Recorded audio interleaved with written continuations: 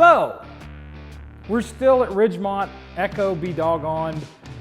That car out there can't sit in here because oddly enough, it has developed a fuel leak somewhere in the system. We're trying to sell the house, so the garage for a while smelled just like gasoline. So you say that shouldn't be a problem at all. You've worked on the electrical system, you've tuned in the distributor, but there's other things at play. It may be out of fuel because it has a fuel leak. It may have a problem with the power steering and not let me pull it up in the yard. It may have a transmission problem developing because of the line underneath the car. There's all kinds of little things that can go wrong with that car right out there.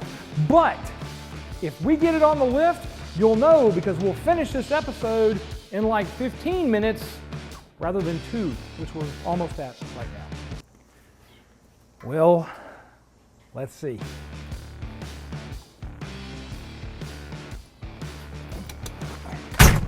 Please start. It's making noise, so that's good. Let's see if it makes it in the shop.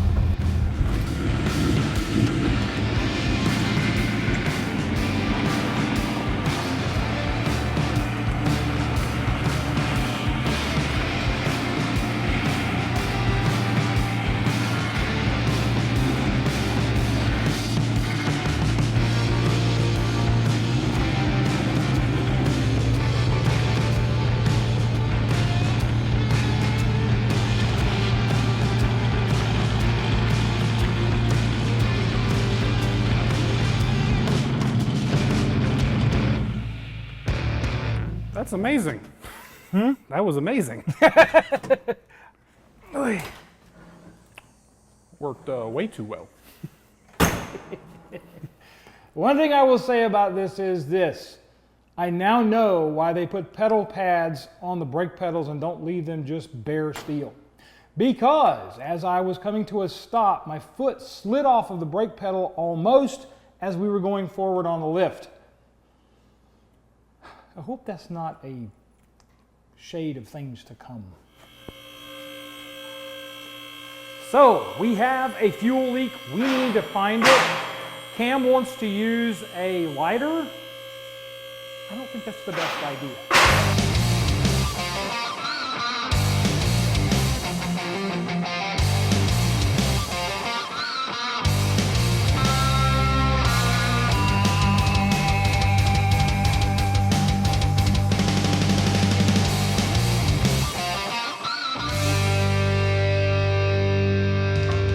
Level. Yep. Cables are loose. Except these, those are never loose. Well, this is the first time we've ever looked underneath this thing. Wish us luck. Okay, so we've put this thing up in the air. Now normally I would just do this sitting out on the driveway with a jack underneath it and jack stands on either side to pick it up so I could look around. I have never looked underneath this 67, but I now know exactly why my gas gauge doesn't work, because this right here, conveniently tied off by someone, is the wire that feeds the gas gauge, and it's wrapped around our leak point. Now someone has gone in on this car and is using this fitting as their primary feed for fuel. I don't like it. And the reason I don't like it, and I'm not going to really be able to fix it right now, is the fact that this is feeding directly out of the bottom of the tank, meaning that if there's any sludge or trash or junk, it's going to go all the way through the fuel line system up to the pump because there is no filter on the pump. Now, if they were going to do this, why they didn't mount this somewhere and have a fuel filter up in the front part of the chassis, I don't know. But they don't. So, right now, we're running plain fuel from the bottom of the tank through this line, and that can cause problems for a pump down the road. So eventually this would need to be fixed, and I would put a fuel filter in line along the way like they do on the later TBI type cars, because it was basically a throttle body / carburetor. I know it's not a carburetor, but humor me. All right, so my idea would be to take and replace this tank, replace the sender with a 68 sender with a 3/8 inch line here, and just rerun the entire fuel system with the pump up where they've got it. I don't mind their mounting position for that. It's actually kind of smart. The line work, probably not so smart.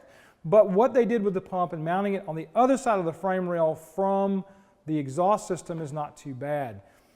And they were using this as their return, which means somebody blew the fuel sock off of this back in the day. So there's probably not even a fuel sock on here. All the cars that I know of from the 60s had a sock inside the tank to help keep the larger particulate from getting in the system. And somewhere beyond this point, they would have another fuel filter, either up on the carburetor, or sometimes, like with Ford, on their early cars, they had a canister on the bottom of the pump itself. Since we have an electric pump, we're going to want to do something to maybe clean all this up, put a plug back in that hole rather than the fuel line. So attractive. And then go in and do a 68 style fuel line system, which actually changes the position of the lines themselves. All right, so I've got the carburetor on the bench top here. It's sitting on some 4x4s just so it's not sitting on the linkage. There are no clamps on these, so no need to undo those. Rotate these off. Just make sure to spray that in my eyeball. It's the good stuff.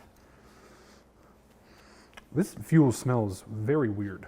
All right, next up is I need to take these fittings out. So this is a 5/8 with a 3/4 backer. Make sure to always hold these plugs tight. And I did do some TV magic and already loosened these up.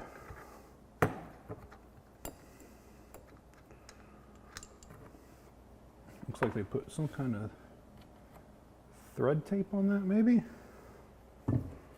Not a super fan of that right in that position. They put thread sealer on these fittings, but they didn't put clamps on the lines. I'm gonna make sure that there's no tape in those holes. Ooh, that fuel was really orange. Good thing we're selling this house. Now I'm going to take my new fuel line, go ahead and just get it close. See if I can thread these in without having to tweak this line at all. It's looking like I might get lucky on this one. If I can get this front one to take. Now what you have to do sometimes is just pull forward and put pressure on the back of that nut while you're threading it in. And sometimes it helps to have a wrench here. All right. You're just going to walk both of these up. If you do one of them super tight all the way while the other one's loose, you can have the line kicked a little bit and it will not want to seat right. Right, and the whole reason we're doing this on the bench is because it's just easier to do. There's a lot of stuff in that valley that we don't have to want to work around. And 4 bolts, the carburetor's out, so much easier way to do this. All right, so I'm just going to go ahead and snug these up. And once these lines seat, I'm going to make sure to put my backing wrench on. And snug them up.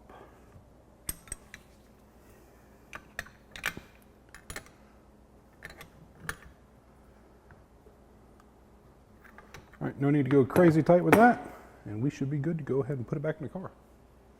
Sweet. All right, so what we're going to do now is I'm going to use my system that I got from the guys at Eastwood ages ago. This is a way to go in and put flares, both double flares and a single bubble flare if you're doing gas lines. You don't need a double flare to do gas lines. A bubble will work just fine. So what I'm going to do is I'm going to go in and use their OP1 or position 1 to bubble this. It's pretty hard when you're doing it with stainless. If this was mild steel, that wouldn't be that big a deal. Hopefully it bubble flared it and didn't just move the tube back. That can happen too. And that's exactly what it did. It just moved the tube back. I've had that happen before with some of this stainless, especially if you're getting stuff like this is pulled off of a line system from Fine Lines. Their stainless is really good and really tough, but it also makes it really hard to set a flare on them. So I'm gonna have to do it again. Let's pull this up a little bit, make sure. Now what I'm doing is I'm pushing the tube a little further out from the dies. I'm going to push everything back in. I'm going to tighten up this. Try not to go too far, because if you go too far you can actually break the mounting position sometimes. Hope that's good. I'm going to try to set another flare. I'm going to put my hand back here to see if I can feel movement in it. This is tough stuff here. Really tough stuff.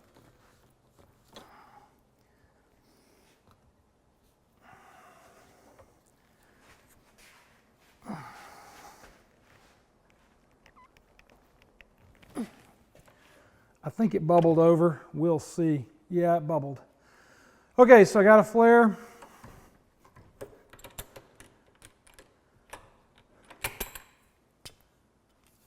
All right, so there's your bubble flare. So we got our beginning.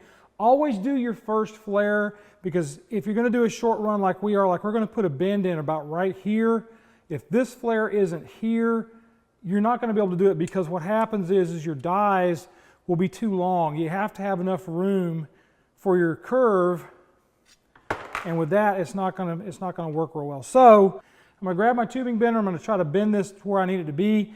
Like I said, this is some pretty tough stuff. This could be a challenge. All right, so this tubing bender, I don't even remember where I got it from, but you're going to need a good tubing bender to do something with this type of tube, because like I said, this is some tough stuff. I've also put a little bit of Vaseline on this side of the bender so that when it's rolling around that and pushing down on the tube, it slides a little bit easier. I'm going to try bending this. I don't know how this is going to work out, because I've never had stainless quite this tough. Yeah, I'm going to have to put it in my lap. Let's see if I can do it this way.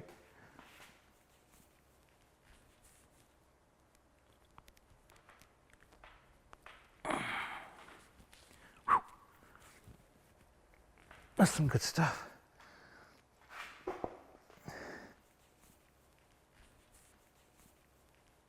Okay, so we got our fuel tube, our fuel line, I should say, bent to our 45, and I'll show you where that's going to go in just a second.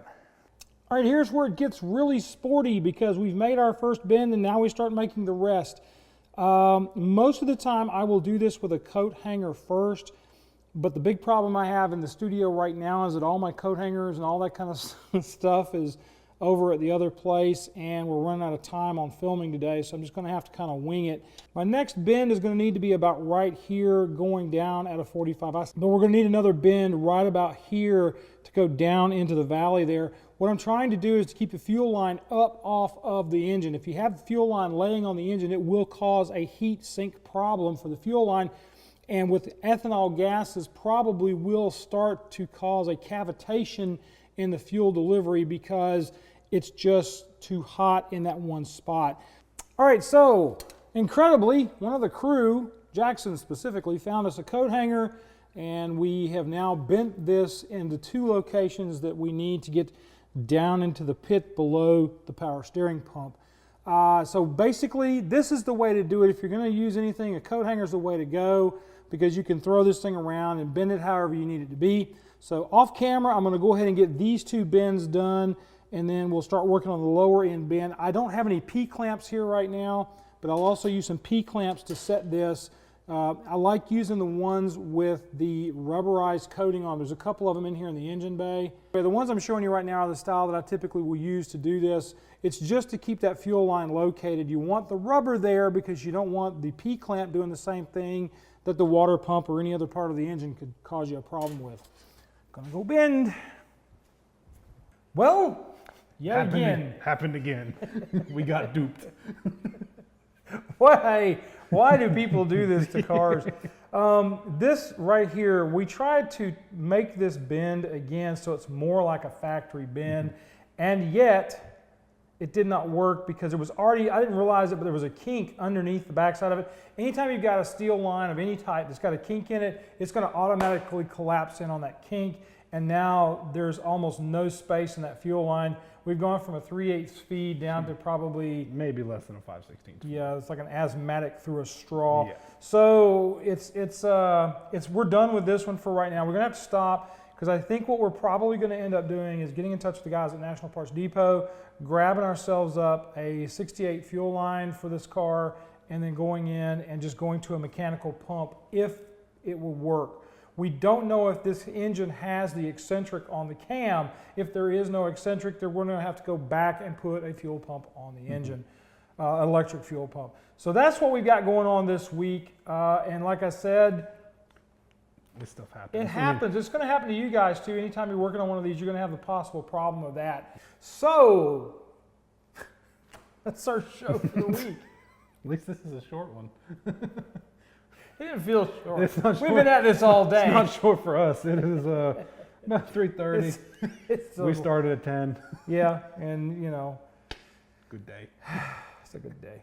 And the only reason we stopped with this now is because we'd have been going on still and shooting if this hadn't kinked. Yeah, so.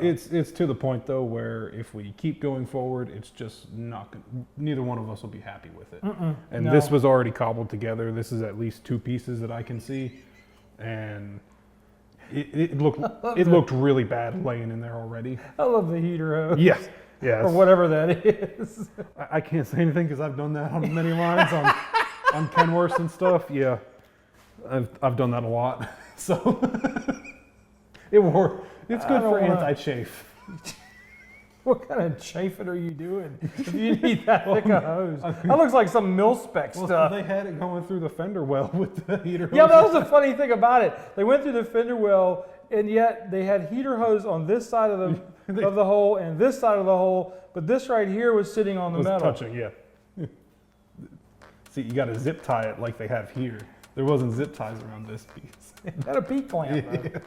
There's like 19 of them on that I'm thing. pretty sure they used the P clamps to bend going along. Oh my gosh.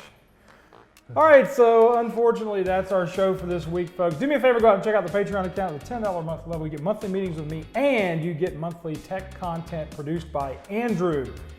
It's his own little deal, so if you got a complaint, talk to Andrew. He's the man. Also, do me a favor and subscribe to the channel. Right now, with the way the algorithms are going on YouTube, if you do not subscribe to the channel, there is a good chance that you will not see our content. I've actually had that happen with a couple of guys that I really enjoy their content, and they've just disappeared off my channel because I wasn't a subscriber to their stuff. So I know that this is a fact. I know that you need to subscribe to make the algorithms happy. It will then send you a happy little email if you hit that bell for notification, so you'll be able to see what we do every week, because you'll get an email that says, hey, new content from Autorestomod or Man Mechanic. So please, by all means, do that for us. Another thing I'd like for you to do is be nice to each other, be kind to each other, love on each other. Have a great week, and we'll see you next time on Autorestomod. So we'll be doing a fuel system. I'm resisting the urge to wipe my face every second. Let me help you. Yeah. Oh wait, your hand We'll dirty too. get canceled if we do that.